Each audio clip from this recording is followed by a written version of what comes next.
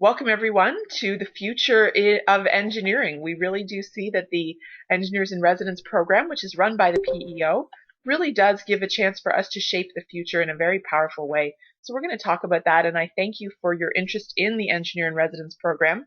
I know some of you may have already signed up to be EIRs for the 2015-2016 school year, and some of you just might be curious about what it's all about, so we appreciate you taking the time to find out what's going on with the EIR program.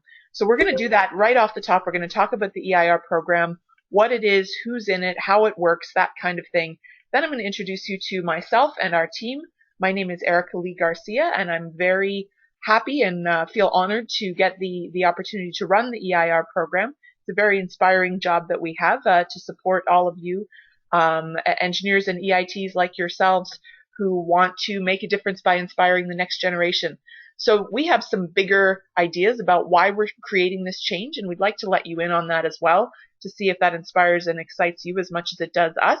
We're going to invite you to join us in conversation. If there's time today, we can have some feedback, but otherwise we would welcome the opportunity to continue the conversation with you by email or social media. And then finally, if you haven't already done so, we'd like to invite you to join us to sign up as an EIR for the 2015-2016 school year. So that is the agenda for today. First of all, what is the EIR program? Straight off the top, it stands for Engineer in Residence. And this is a volunteer-based program. It's only possible thanks to the passion and dedication of EIRs and PENGs across the province. We want to inspire young people, help them understand all aspects of the STEM subjects, which is science, technology, engineering, and mathematics, especially engineering, obviously, since that's what we all care about and why we're here today in our chosen profession. So the EIR program is free to schools. It's free to yourselves as well as volunteers, obviously, and it is the flagship educational outreach program of PEO, which, as you know, is the licensing and regulation body for professional engineers in Ontario. So you'll hear us use those acronyms: EIR, STEM, PEO. You know what they mean now if you had any doubt from before. So this program has been going on for a really long time, 18 years to be precise. It began as a pilot, and what we do is we bring PENGs and EITs into the classroom. They do hands-on activities with students to give them an understanding of what engineering is all about, and maybe even more importantly, who engineers are, how we function in society, what types of people we are. And if you haven't already done so, we'd invite you to check out our website at eir.ca with more information about the program. So here's just a little more detail of how the program evolved. Started as a pilot in 5 Toronto schools and sort of grew from there, really got a lot bigger in the last couple of years just this past year, 2014, 2015, we were in 94 schools clear across Ontario, not just in Toronto, but all over the south, north, west, east of Ontario. Just over 100 EIRs we have in our volunteer workforce, placed at 94 schools in total. So a little bit more about the EIRs. These were the new matches that came on board for 2014 and 2015. We have a very nice split between EITs, who tend to be the newer and foreign trained engineers, versus the PENGs that already have their experience and their license. So it's great to have that mixture represented in our volunteer workforce, as well as the male to female ratio, which is always nice to see for the kids. So again, we talked about, of the 105-ish EIRs, they are all across the province. There's a bit of a regional breakdown here, as you can see, where we are represented. And of course, our goal is always to reach more schools, to get into, I think there are something like 3,800 different schools across Ontario. One day it would be fantastic to have an EIR in every single one of them. And we can do it because we have 80,000 PENGs in Ontario. So it's definitely possible. We appreciate you considering being part of that change. So what are they doing? I know sometimes that's helpful to know. What are EIRs doing exactly? Mostly hands-on activities in the classroom, where kids get a chance to build something or experiment with something, try something out. Sometimes they'll give a career day type talk about what their experience has been, the different jobs they've held, what a day in the life of an engineer or an EIT is like. Sometimes they'll pitch a design challenge and have the kids actually designing and building things and learning about the engineering design process, which is fantastic. Supervising robotics clubs was something that came up in our survey of current EIRs, and when we asked them what they're up to, they are sometimes supervising robotics clubs, holding Arduino clinics, and taking the kids on field trips. So really, as you can see, there's quite a range of activities going on. It is limited pretty much just by what the teachers are able to support you in doing. You will, as an EIR, you get matched with a teacher. You work with them to figure out what the needs of the class are and what's going to land best with those kids. So we thought we'd give you a few examples of our EIRs in action. This team, they're actually a 3-person team based in Ottawa. As you can see, they work for Stantec, which is fantastic that their employer is supporting them in the form of giving them the time to go and volunteer during work hours. Obviously, school hours and work hours do overlap, so that is a part of the consideration. They did a water slide competition, worked as a team to pull that together, and it's really interesting to note that of these 3 EITs, Lila and Ashley, the 2 young ladies in this picture, actually had an EIR type program come to their classroom, and that was what inspired them to go on and study engineering and now to work as EITs. So that's a really cool sort of data point to suggest that these programs really do have impact. They do change lives and make people make decisions that end up having them join us in engineering. Here's another one, Stephen. You can't see him on camera. I think he was probably taking the photo. But what he did here was to get the kids to build little water and wastewater treatment units inside these shoe boxes, and then had the kids test them out. First looking at how they behave individually, and then how they behave as a community. So nice learnings there for the kids, very interactive, very good to help them understand how water systems behave. Here's another one, Rakesh. This was in Ottawa. They did a hot air balloon project. So I think these are slightly younger kids from what I can see, grade 6. They talked about the theory of, density of hotter versus colder liquids and how those fit together. And then they got an opportunity to go outside and actually run an experiment. So they were designing and testing their own air balloons. And it looks like they had an awful lot of fun too. So you can see that working with the teachers, these EIRs showed some real creativity in pulling together activities that were both fun and educational for the kids. And we want to let you know that, honestly, the good, bad, and the ugly of this program right now, we have an incredible volunteer pool. We have very, very dedicated individuals. They take time off from their jobs and probably take time off from their regular, after work activities, volunteer their own time. It's between, we say probably up to 4 hours per month is what you'll end up spending. The average EIR may donate up to 4 hours per month of their time, which equates to about 1 classroom visit with some planning time with the teacher. So that's sort of the baseline commitment that a lot of the EIRs have. And some EIRs, especially the ones that are retired or entrepreneurial or have a little bit more flexibility in their schedules, they do even more than that. We get glowing comments back from teachers, parents, volunteers. The EIRs themselves just love the experience of the program. So we have really, really solid value that we're delivering there, as evidenced by the feedback that we get. We have a catalog of activities. Obviously, there have been so many EIRs and they've done so many school visits over the year throughout the history of the program. We've gotten them to share back a lot of the recipes that they use for their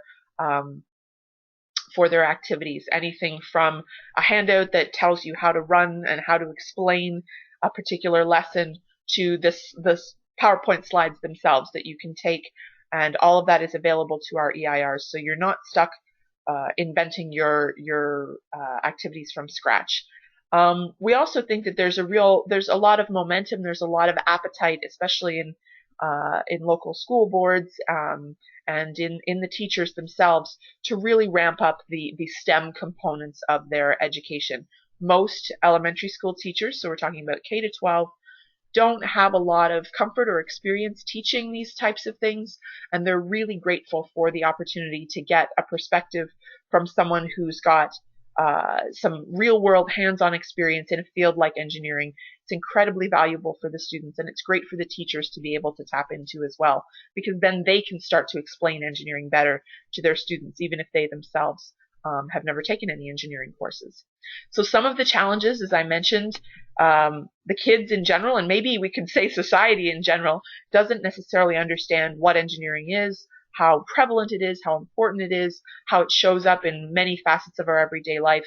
A lot of the time, teachers or kids know about science, but not necessarily about engineering, sort of the fundamental everyday applications. So we really see that we're counting on our EIRs to connect those dots and explain how engineering shows up in everyday life, how it's all around us, and combating some stereotypes as well. I think some people have this idea that it's extremely difficult and you have to have a 99% average to get in, especially some of the high school kids that are starting to think about their plans, whatever's going to come next. May feel very intimidated by the idea. Other people might think it's boring, that engineers just sit at their desks and crunch numbers all day. And I think all of us know that that's not the case, that there's a ton of different things we can be involved with as far as project management, as far as getting involved with sales and design and running improvement teams. Myself, I have a background in Six Sigma in the manufacturing industry, so really so many things that engineers can do and have a lot of fun and a very rewarding and balanced career. And also, obviously, this is something that we're stuck with a little bit is that most engineers are men. We want to obviously we want to help portray that, although it might be true that a lot of engineers are men, that the profession is open and welcome to anybody. So that's something that we encourage all our EIRs to talk about actively. We do have a bit of a regional excess supply and demand problem. Some parts of the province we have lots of EIRs volunteering, hardly any schools asking for EIRs. Other parts of the province we have lots of schools and hardly any EIRs. So our solution to that is just to try to promote the program across the province, get lots of schools and lots of EIRs. And obviously, once we hear from you, we will have an idea of whether we're able to match you or not. And I'll talk about next steps in a little bit. If you know a school, maybe your child goes to a school or you're associated with a school in some way that doesn't have an EIR that you think they might be interested, we can either approach that school for you if you provide us with their contact information, or if you want to go into the school, have a conversation with the principal or with some teachers, help us bring more schools and more EIRs into the program. That's fantastic as well. One other administrative detail that we discovered this year is that sometimes the police check process, depending on where you are, depending on when your birthday is, believe it or not, sometimes can just make that police check, which is a requirement for engineers, EIRs, to enter the classroom. That can sometimes take quite a long time. So our solution to that is that we're talking to you now. It's June right now. We're not waiting till September to recruit, so that this way we'll be able to we'll be able to get a good head start on that police check process that can sometimes really hold us up.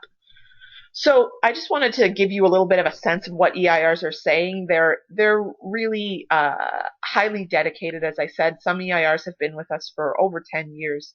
And we asked them what their favorite part of being an EIR is.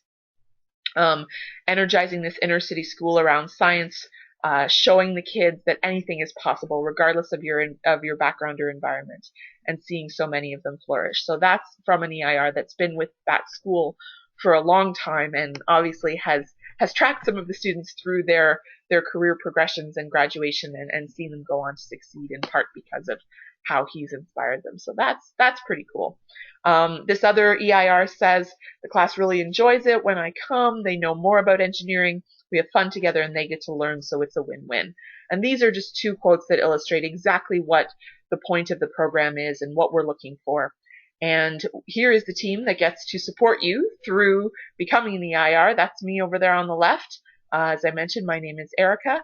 I am a PEng myself. I have not been an EIR, but I've done quite a bit of engineering outreach, and I'm very happy to tell stories about my career in industry and talk about how that is possible for lots of different people, even those who might not think of themselves as engineers. Right in the middle there, that's Alan. He is sort of your main go-to person for any questions you have about the EIR program. You'll be getting interview. If you do choose to apply for this fall, he will be running your interview process. with the support from Zoe there on the right-hand side. So both these are very, very smart, highly talented, motivated engineering grads. They're young. They opted into engineering for their own reasons, and they have a lot to share as far as that. I just see a question on the webinar here. If you have a current police check, say through Girl Guides. Susan, thanks for that question. As I understand it, Girl Guides require what they call a standard police check. The police check that is required by the EIR program is one step more detailed than that. It's called a vulnerable sector screening. And the reason that the more detailed police check is required, so the next level, is because you will have access to the students over time. It's not just a one-time engagement. It is something that happens over time. It's a requirement of the school board, I'm afraid. It's not something that we decided, but the vulnerable sector screening is what is required. And we did have a few volunteers that had police checks through other volunteer activities that they had participated in, and they did have to get another vulnerable sector screening done. So we can evaluate in your individual case to verify what type of check you've had done. In most cases, you will need to start over based on our experience so far. However, it's worth noting that we do have time to get that sorted out, and we also do reimburse you for any costs you might incur as a vulnerable for that vulnerable sector screening. So thanks for the question. So we are part of a team called Engineers of Tomorrow. We're affiliated with EWB, or Engineers Without Borders Canada.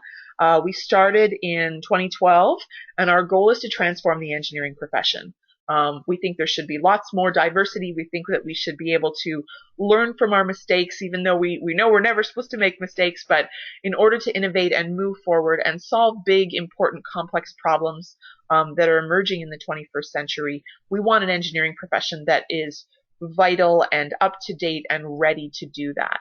So we see that when we go out and talk to kids in schools about engineering, we're really investing in that future and creating that change.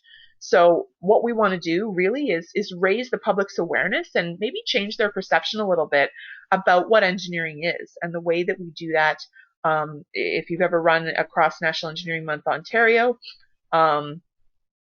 we've been involved with that for the past few years. Also the EIR program. We also run some booths in public spaces occasionally, but our main two interventions, I guess you could say, are National Engineering Month and the EIR program. And we're very happy to be running that on behalf of PEO. If you look down here at the bottom, if you want to know a little bit more about us, you can find us on Facebook, on Twitter, as well as at our website here, eot.ewb.ca. So I'll just throw in a few big picture pieces here. I know we're coming up to almost time, but we do see that over time, at the beginning of the evolution of the engineering profession, we were maybe just trying to make stuff work. You know, over time, we started to realize, oh, well, we need to take care of public safety as we're creating bigger and better machines and seeing our inventions being implemented across society. And then maybe just in the last 20 or 30 years, it's become apparent we need to look at how we're using our resources. Are we doing so sustainably? And the movement that we would propose even further than that is that we want to look at what effect is this having on people. With more and more of us working in a globally connected society, companies that are multinational, a lot of Canadian engineers end up going overseas to work elsewhere. We really look at the Canadian engineering culture and the values that we have about doing the right thing, not just always about producing as much as possible or as cost effectively as possible, even though those might be the pressures we run into in our everyday work. We have a higher purpose. We have sort of a credo and a value that we place on being engineers. And so that's what we want you to talk about when you get into the classroom. Again, we really like to see people reflecting on their own work in engineering, talking about why they're so passionate about it, what it means to them. Maybe the first time you realized you wanted to be an engineer, maybe that moment that's what those kids are going to relate to, is if you're willing to bring a little bit of emotion and a little bit of that personal narrative. And again, I know that's not something that we do sometimes in our everyday life. In our jobs, we're taught to be analytical, stick to the facts, get the job done. But here, what we're trying to do is inspire people. We want to tap into their imagination and their thinking about themselves. So we really say that we want to talk about the why of engineering as well as the what. We don't want to talk about just, oh, I do this, I do that, but really why. What does it mean? What are some experiences you've had? What are some things that are important to you? Another piece is around clarity, and we love this quote by Albert Einstein. Sometimes we want to throw a lot of detail at people to give them the full information, lots, but especially with kids, especially with people who are not used to thinking in that way, we really want to keep it simple. So talking about engineering and its impact in human terms, I keep people safe by working with computer systems.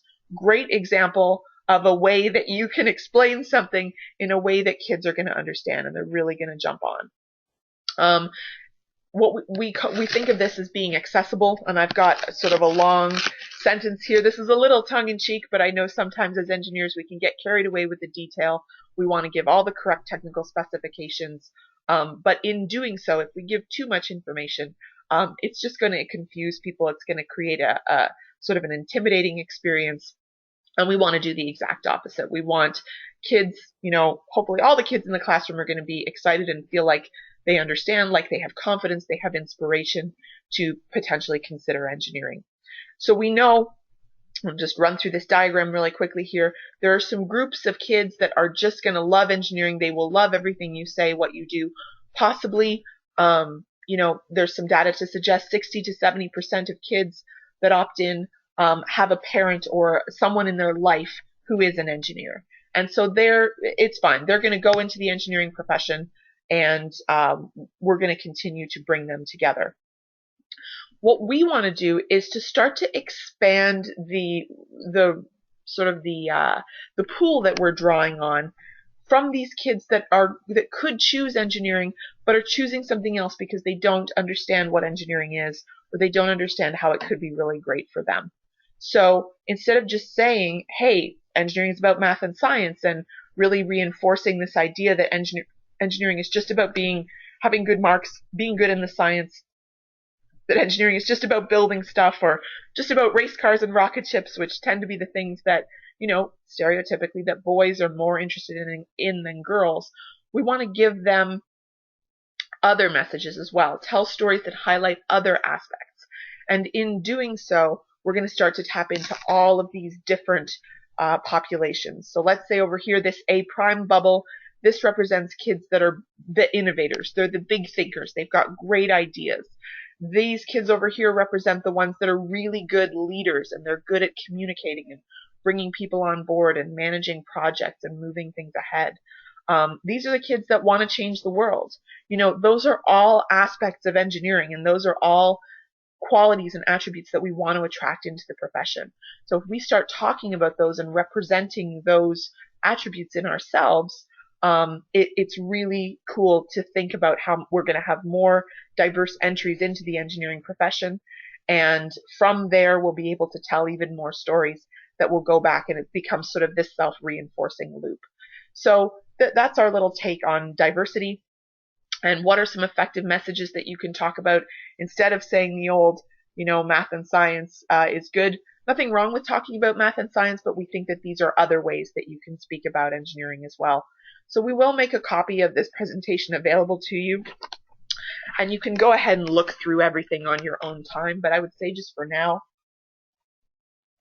high level, we've spoken about diversity. We want to make that really explicit and say to kids, there is a place for you in engineering. If you want to, if you're inspired by this, you think this might be a good idea, there is a place for you. You are welcome to come join our profession as an engineer. Engineers shape the future. It's about creativity and turning ideas into reality. Again, we're deliberately breaking some stereotypes there that some people might have about engineers being, working in a boring job or not knowing much about it. That engineering affects health, safety, and happiness. I know as someone who used to work in the manufacturing industry, reducing injuries, improving the health of people. That was really important to me. Make a world of difference. That was the theme of National Engineering Month this year. Not sure how many people knew that. And that we're a people profession. We're about people helping people. So here's some ideas, things you can sort of weave into your presentation. You will have an activity, you work with the teacher to figure out what that is, add the message. What's the story you can tell? What are the examples you can give? That is going to give that maximum impact and start targeting all those different audiences like I showed you in that previous slide. So here's an example. A lot of the time we build bridges out of popsicle sticks. That's a very common activity. It's in the curriculum, and kids seem to really like building bridges and busting them and seeing how much weight they can take. You can see that's what's going on in this picture here. But what about adding a messaging component on there, a thought exercise where the bridge should go? So some kids are going to be really into the structural details and the forces and the triangular trusses and things, and then other kids are going to want to talk about where in the community should this go, and how is that going to affect traffic patterns, and how is that going to save people time on their way to work every day, that's going to reduce their stress and contribute to better health outcomes. How is this going to help people get to the ER faster in case of emergency? Maybe what's going on the banks of the river there. You probably got some future geotechnical engineers in the group. So there are lots of different stories you can tell around a simple bridge building exercise that allow you to really make it inclusive and interesting for lots of different people. So thank you, Alan. I see you filling in all of the questions here. We do anywhere from K to 12 outreach. Most people are interested in working with a grade level that is, sort of around grade 4 to 8. That's where we have most people. If you're interested in a particular age group, you'll put that in your application form, and we will do our very best to assign you the exact grade that you want, and we'll give you that option. So next steps, where do we go from here? What's going on right here, right now? In June, right now, I put this in brackets because it doesn't apply to most of you.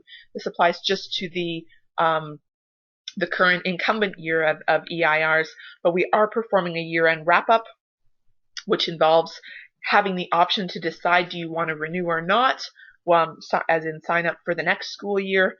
Most of our EIRs are very happy to say yes, but there are the occasional case where they're getting reassigned, they're moving, or something in their life circumstances changing, and they opt not to renew. So the commitment that you make is for one school year. Every June we check in and we do a check on whether you're getting renewed or not. We also issue reimbursables in June. This is related to a small stipend that we do provide to EIRs for their expenses, such as buying materials for the classroom. If you want to buy some kits of some sort, or some materials to buy some things, that's great. And we do a round of feedback as well, because we're always interested in running the program better. So as of right now, June, we're accepting applications from EIRs and schools for the 2015-2016 school year. We'll be interviewing you in July. This is going to be a quick 15-minute interview, nothing intimidating. We just want to get to know you and understand a little bit about you and what you would bring to a classroom so we can match you really well. In August, we're going to be going through probably the tail end of interviews and EIR vetting as well. We need to make sure that your vulnerable sector screening comes through. That can take several weeks, so we want to make sure we get that started as soon as possible. And we need to cross-reference you with the PEO database to make sure that your PEng or EIT status is up to date. So just a warning, if for some reason you haven't paid your dues yet this year or something, you will need to take care of that. And if you haven't registered for the EIT program, or you don't have your PEng license yet, that is a requirement to participate in the program as an EIR. So just a heads up on that. In October, we have yet to set the date, but it will be a Saturday sometime in October. We will hold an orientation for bringing new EIRs and teachers together to give them a sense of what the program is about, help them get to know each other, and help them get a jump start on their school year. So you can begin your classroom visits as soon as all of these things are set. Usually the last thing to fall into place is the police check, the vulnerable sector screening, but we encourage the matches to get to know each other as soon as they can. So we want to leave you with some questions, and I know we're running just a little after 1 now, so I'm going to wrap this up very quickly. But some things for you to think about. What are the messages about engineering that youth most need to hear? You might think about what you found most compelling about engineering whenever it was you decided that you were going to follow your chosen career path. maybe you've always known, maybe you were 4 or 5 years old and you always knew, or maybe it was something that came to you a little later. But we're interested in what was it that worked for you, and how would you like to tell that story and transmit that message now to the students you encounter. Maybe you're hearing some ideas or stereotypes for those of you who have kids or who work with kids on a regular basis. You may have some idea of what they think and how can you help dispel that. And finally, I mentioned right off the top, more PNGs, more EITs, and more teachers in the EIR program. If you have any specific ideas for us or people you want to refer into the program, we would definitely welcome hearing about those as well. So again, here is your golden ticket if you want to sign up. If you haven't done so already, please fill out this application. If you're interested in getting involved, if you have questions, you're welcome to email us. Our contact information is here at the bottom. And you can always, you can email the general EIR mailbox as well. We get that. Have a look on our website and follow us on LinkedIn, Twitter, or Facebook. So thank you very, very much. I'm going to stop recording and open up the line.